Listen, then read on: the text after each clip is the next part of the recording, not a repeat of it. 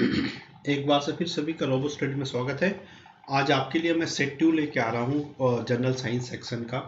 हमें आशा है कि आप हमारे सारे वीडियोस देख चुके होंगे, और नहीं भी देखे होंगे तो आप क्वेश्चन आंसर करके या थोड़ा गैप आइडेंटिफाई करें कि कौन सी एरिया में आपको ज़्यादा जानने की ज़रूरत है। तो आज का जो क्वेश्चन आंसर सीरीज़ है वो बेसिकली एसिड बेस सॉल्ट से लिया है मैंने, और इसके अलावा और भी इन जनरल हैं जो कि एसिड बेस सॉल्ट की तरीके से ही पूछे जाते हैं। ओके, और तो हमारे सारे वीडियो देखिए एंड हमें सब्सक्राइब करना ना भूलें, आपसे विनती है। ओके, तो लेट्स स्टार्ट विथ नया चैप्टर, नया question set.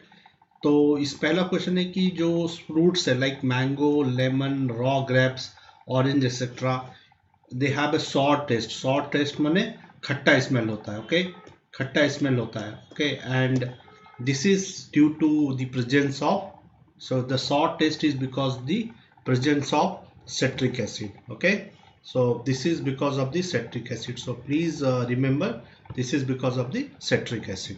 Okay, so answer B would be the right answer for this.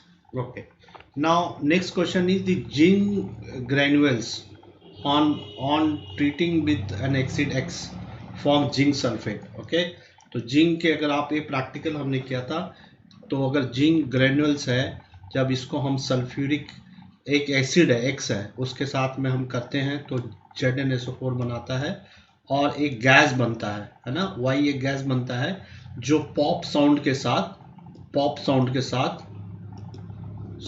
साथ बर्न करता है ना। तो जो भी आपको याद होगा, ये प्रैक्टिकल जो गैस है, ये गैस कुछ नहीं है, ये हाइड्रोजन गैस है। बिकॉज हाइड्रोजन गैस क्या होता है, पॉप साउंड के साथ बर्न करता है। अगर एक एक्सपेरिमेंट हमने किया था, अगर आपको याद होगा, फाइन। तो और ये बिकॉज ऑफ दैट, इसीलिए हम बोला hydrogen does not burn itself but it's help in burning. वो खुद जलता नहीं है बल्कि जलने में मदद करता है। ठीक है, तो इसका रिएक्शन ये है।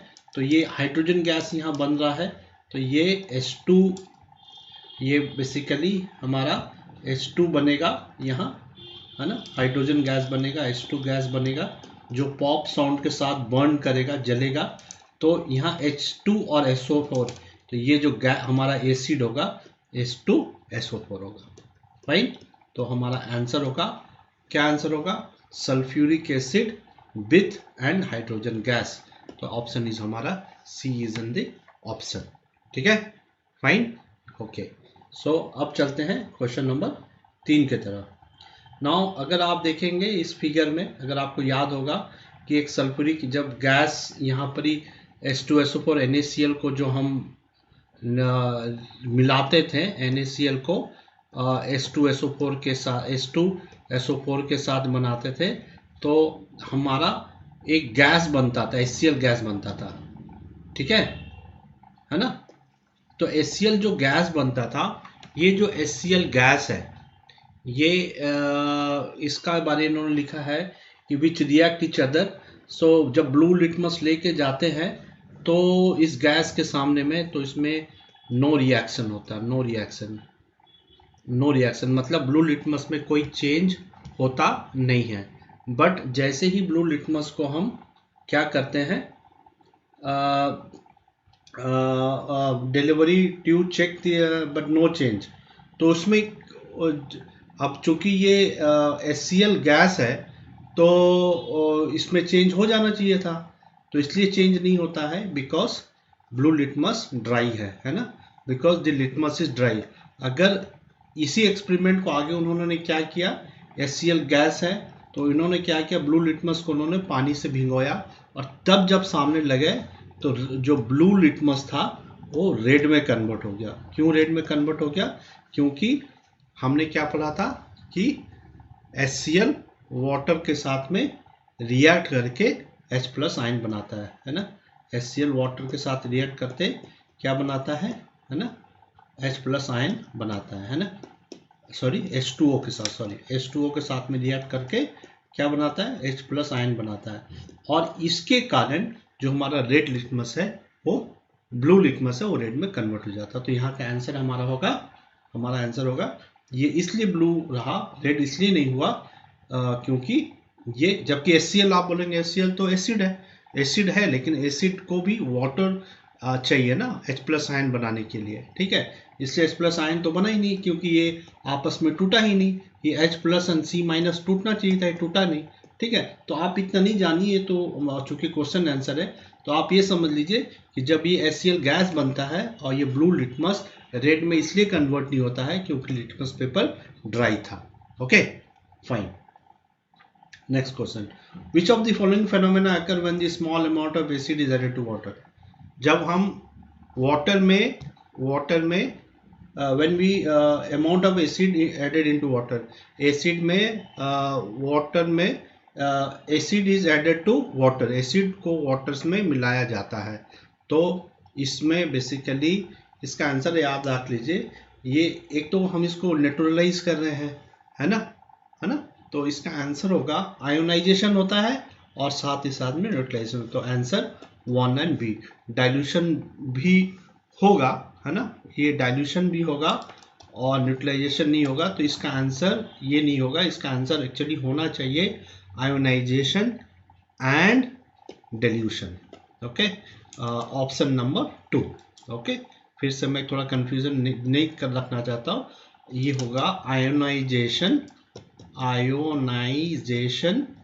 And dilution. डाइल्यूशन क्यों होगा, क्योंकि ये पहले कंसंट्रेटेड था, उसको हम कॉन्सेंट्रेटेड को डाइल्यूट बनाने के लिए हम उसमें पानी मिलाए तो उसमें डाइल्यूशन हुआ, और जैसे ही वाटर में होगा तो उसमें आयोनाइजेशन भी होगा। Okay, now let's go to question number 5। Which of the following indicator turns red in an acid. इनमें से कौन सा इंडिकेटर है जो एसिडिक सॉल्यूशन में रेड टर्न कर जाता है, ठीक है। तो ये याद रखने वाली चीज है। ओके, तो आप समझ लीजिए, इसमें हमारा जो लिटमस पेपर है ना, वो एसिड में लाल हो जाता है, और साथ ही साथ मिथाइल ऑरेंज जो है वो भी लाल हो जाता है, ठीक है। तो 2 and 4 is our answer. Okay, so आप समझ लीजिए लिटमस पेपर और मिथाइल ऑरेंज, ये जो है ये दोनों turn red in acidic solution. Okay, हाँ, बस इतना याद रखें। तो not get into the deeper because this is the question answer platform, हम नहीं डिस्कस ज़्यादा करेंगे। आप हमारे वीडियो देखें, हमने बहुत सारे वीडियो डाले हैं, ठीक है। और सब्सक्राइब करना ना भूलें, मैं आपके लिए बहुत मेहनत कर रहा हूँ, एक सब्सक्राइब तो बनता है, राइट। ओके, नेक्स्ट है dilute acid does not produce carbon dioxide. Dilute acid carbon dioxide नहीं बनाता है ऑन बीइंग ट्रीटेड विथ, है ना। इसका आंसर क्या होगा, डाइल्यूट लाइम को अगर हम डाइल्यूट एसिड के साथ में अगर मिक्स करेंगे तो कार्बन डाइऑक्साइड नहीं बनेगा, तो answer would be lime. Fine. Okay, now let's go to question number 7। Now question number 7 is a sample of soil, okay, are treated from its pH value is carried to be 5। pH मैंने आपको पढ़ाया था, तो ये थोड़ा से याद रख लीजिए इसको, बहुत ज़्यादा इम्पोर्टेंट नहीं है।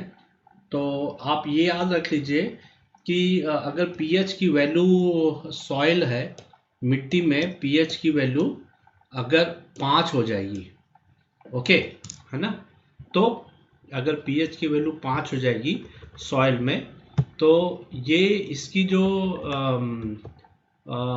इसका जो बेसिकली इसमें basically it is not the suitable which of the following should be added. तो ये प्लांट के लिए pH 5 हो जाएगा, तो ये प्लांट के लिए बेसिकली बहुत ज़्यादा सुटेबल नहीं होगा। तो उसको ट्रीट करने के लिए हमें क्या करना पड़ेगा, हमें बेसिकली कैल्शियम हाइड्रोक्साइड और कैल्शियम ऑक्साइड मिलाने पड़ेंगे। ओके, तो हमारा आंसर ये वाला सही होगा, बोथ ए एंड बी। तो ये ए है, ये थोड़ा टाइपो एरर हो गया, सी एंड डी। तो हमें ये दो चीज़ मिलाने पड़ेंगे अगर उसकी pH 5 हो जाती है। ठीक है, अब नेक्स्ट हमने थोड़ा सा क्वेश्चन लिए हैं जो कि आपको बताएगा कि identify the following product for the reaction. Okay, अब ये प्रोडक्ट है, ये नॉर्मली नहीं आते हैं, फिर भी मैंने रिस्क लिया नहीं है कि मैंने हर तरह के क्वेश्चन में आपको कराना चाहता था। तो अगर ये कैल्शियम कार्बोनेट है ना, HCl के साथ रिएक्ट कर रही है, और तो क्या बनाता है ना, तो ये बेसिकली आपने हमारे वीडियो देखे होंगे, तो बेसिकली ये बनाएगा कैल्शियम क्लोराइड CaCl2 प्लस, है ना, और क्या बनाएगा, कार्बन डाइऑक्साइड प्लस वाटर।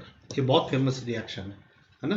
तो calcium chloride, carbon dioxide and water, ये हमारा ऑप्शन होगा, है ना। क्या मैं फिर लिख देता हूँ, CaCO3 जब रिएक्ट करता है HCl के साथ में तो बनाता है CaCl2 plus carbon dioxide plus water. ठीक है, तो D is the option. Okay, तो अगर नेक्स्ट क्वेश्चन है एन एंट स्ट्रिंग, है ना, अगर आपको काली वाली लाल वाली चींटी काट दे, है, और आप उसके स्ट्रिंग मैंने उसके जो कांटे होते हैं वो आपके अंदर चला जाता है तो बहुत तकलीफ होती है ना। तो उसको ट्रीट करने के लिए हम कौन से एसिड का इस्तेमाल करते हैं, तो ये भी ये याद रखने वाली चीज़ है। तो इसको याद रखने के लिए आप ये समझ लीजिए कि यहाँ इसका है द बेकिंग सोडा, अगर इसमें हम डाल देंगे तो ant string can be treated with, ठीक है ना। तो this is the answer. Okay, so अब नेक्स्ट क्वेश्चन था कि which kind of, question number 10 था। तो क्वेश्चन नंबर 10 था which in the following reaction which kind of salt is form.